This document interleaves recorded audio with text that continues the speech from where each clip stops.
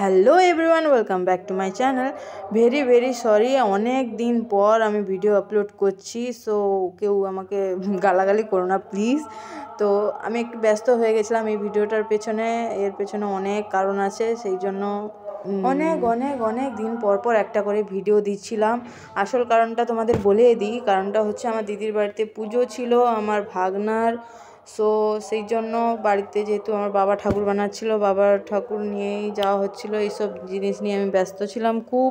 সেখানে গিয়েও কাজ করতে হয়েছে, এইসব কারণেই আমি ভিডিও আপলোড করতে দেরি হয়েছে। তো ফাইনালি সেখানে পৌঁছে গেছি। সেখানে গিয়েও আমাদের কাজ ছিল, মা চিট লাগিয়ে দিচ্ছিলো, সেগুলো আমি বসাচ্ছিলাম। সন্ধ্যাবেলা আমাদের অনেক কিছু টিফিন দিয়েছিল, সেগুলো খাওয়া দাওয়া করে আমি একটু ঘুমিয়ে গেছিলাম। এতটা রাস্তা জার্নি করে যাওয়ার পরে আমার খুব টায়ার্ডনেস চলে এসেছিলো।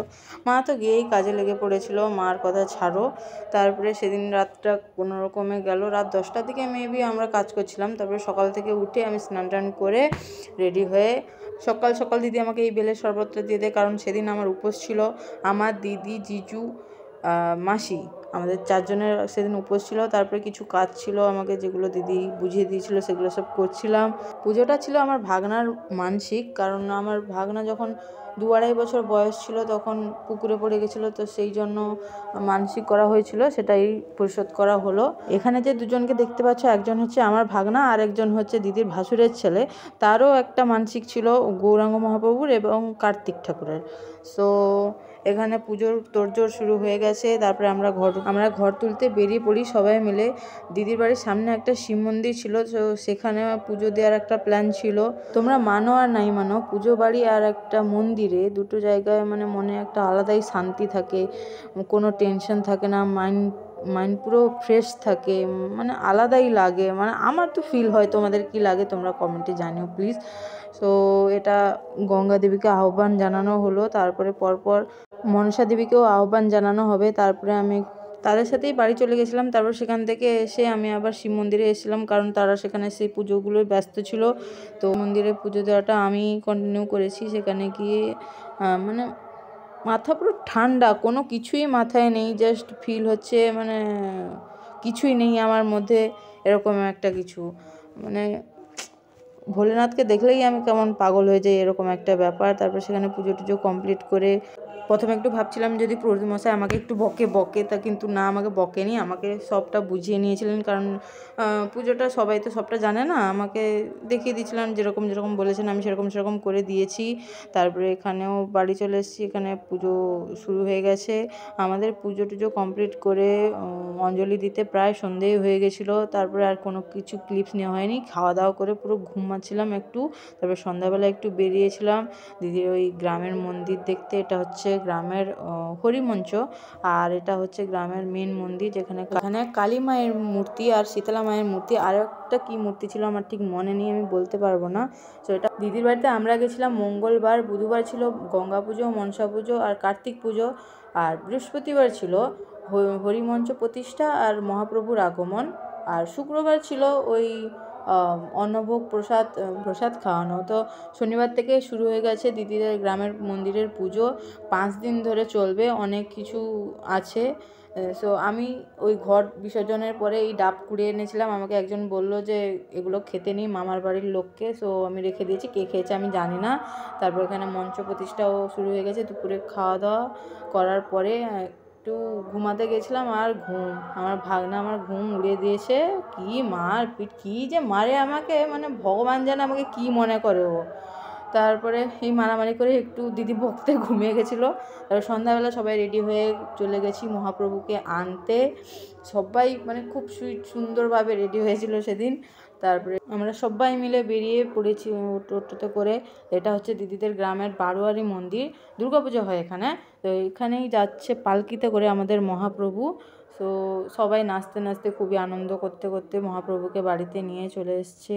বাড়িতে এসে রাত্রেবেলা গীতা পাঠ হচ্ছিল, তো এইসব শুনে রাত্রেবেলা ঘুমিয়ে গেছি। এটা হচ্ছে তারপর দিন সকালবেলা আমরা আবার গেছিলাম গ্রামের মন্দিরে। আমার মামা দিদুন দেখেনি, তাকে দেখাতে নিয়ে গেছিলাম। তো সেখান থেকে এসে আমাদের প্রতিমা বিসর্জনের কিছু কাজ ছিল। এই যে আমার মা, যেহেতু গঙ্গা পুজো আর মনসা পুজোটা আমার জিতুর ছিল, তো জিতুর মা যেহেতু আমার দিদি, তো গঙ্গা মা এবং মনসা মায়ের মাও হচ্ছে আমার দিদি এখানে এই ক্ষেত্রে। সো সবার আগে আমার দিদিই বরণ করবে, তো সেগুলো সব কিছু জানে না দিদি, তো মা একটু দেখিয়ে দিচ্ছিল। আর আমাদের এখানে আমার বাড়িতে সেখানে বাচ্চা হয়ে গেছে একজনের, যার জন্য আমরা ছুঁতেও পারিনি, কিছু করতেও পারিনি। দিদি মা শুধু বলে দিচ্ছে আর দিদি করে দিচ্ছে বাস। তো দিদি খুবই ইমোশনাল হয়ে গেছিলো, সে শুধু পাগলামিটা তার খালি দেখবে। একটাই কথা বলবো এখানে, যেটা আমার জিতুর সাথে হয়েছে সেটা যেন কোনো বাচ্চার সাথে না হয়। সমস্ত বাচ্চা, মা বাবা সবাই যাতে সুস্থ থাকে, ভালো থাকে। এখানে আমার মা আর দিদির শাশুড়ি মা সবার সিঁদুর খেলা চলছিল। তারপরে দাদা জিজুরা সবাই মিলে ঠাকুরগুলোকে ধরাধরি করে ছাদ থেকে নিচে নামিয়ে বিসর্জনের জন্য নিয়ে চলে যাওয়া হচ্ছিল। সবাই গঙ্গা ঠাকুর, মনসা ঠাকুরকে নিয়ে চলে গেছে, কিন্তু গঙ্গা ঠাকুরের যে আরেকজন আছে ভূগরথ, তাকে নিতেই ভুলে গেছে। সে এখানে বসে আছে, সবাই মেন ঠাকুরকে নিয়েই চলে গেছে, ভুলে গেছে। তার কথা কেউ মনে রাখেনি। লাস্টে এসে তাকে আবার দাদা তুলে নিয়ে গেছিলো, যে এই যে সবাই মিলে যাচ্ছে। তারপর এখানে সবাই মিলে দ্বন্দ্ব লেগে গেছে ঠাকুরকে কীরকম কোন দিক থেকে ঘোরানো হবে আর কোন দিক থেকে পুকুরে ফেলবে, কেউ জানে না ঠিক করে। মা একটা বলছে, আমি একটা বলছি, আর 10 জন যে আছে 8-10 জন 10 রকমের মতো বলছে, কেউ ঠিকমতো বলতে পারছে না। শেষমেশ মা যেটা বলছিল সামনের দিক থেকে মুখ করে সেরকমই ফেলা হয়েছে। তারপরে আমার দিদি তো পাগল হয়ে গেছে, সেও পুকুরে ঝাঁপ দিয়ে দিয়েছে। এই চলছে। তারপরে সেখান থেকে আমরা বেরিয়ে এসে দুপুরে খাওয়া দাওয়া করতে চলে গেছিলাম। আমার সাথে জিতু বসছিল, যার জন্য আমি কিছু ক্লিপস নিতে পারিনি। সো আমি বলে দেবো পরপর কী ছিল কী না ছিল, তোমাকে বলতে হবে। এখানে দিয়ে দিয়েছে প্রথমে স্যালাড, তারপরে বেগুনি, ফ্রাইড রাইস, পনির চিল্লি, তারপরে ছিল শুক্তানি, আর এটা ছিল সাউয়ের কিছু একটা মাছের মতো দেখতে, কিন্তু মাছ না, এটা তো সাউ ছিল। তারপরে দই, পাঁপড়, মিষ্টি, পায়েস ছিল, আমি নিইনি। তারপরে সেখান থেকে হাত ধুয়ে বেরিয়ে এসে মা, আমি, দিদি, বৌদি সবাই করে বাইরে বসছিলাম। তারপরে জিতুকে গিফট দিয়েছিল, সেগুলো খুলে দেখছিলাম কে কী গিফট দিয়েছে। প্রথমে ছিল এটা ফ্লাক্স, তারপরে ছিল একটা গ্লাসের সেট, কাঁচের গ্লাসের সেট, আরও 3-4টে মনে হয় জামা দিয়েছে কেউ।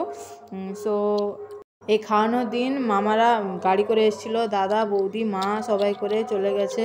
তো এটা হচ্ছে ডে 4।